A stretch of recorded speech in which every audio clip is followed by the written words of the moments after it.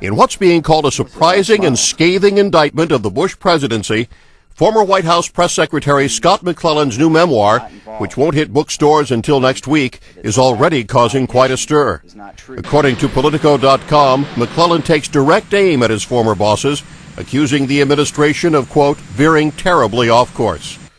Entitled What Happened Inside the Bush White House and Washington's Culture of Deception, McClellan writes that the Iraq War was a serious strategic blunder and that it was not necessary.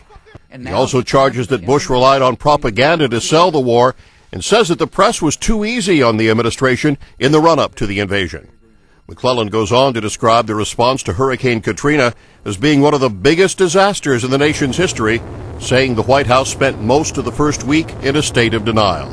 When it comes to this photo of the president surveying damage in New Orleans from Air Force One, McClellan places responsibility squarely on the president's former top advisor, Karl Rove, a man McClellan saved some of his harshest words for, especially concerning the outing of former CIA operative Valerie Plame.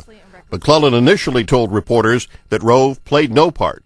He was not involved, and that allegation is not true in terms of leaking classified information. McClellan claims that Rove, Vice Presidential Chief of Staff Scooter Libby, and maybe even the Vice President himself, quote, allowed and even encouraged me to repeat a lie that the White House was not involved in the leaking of Plame.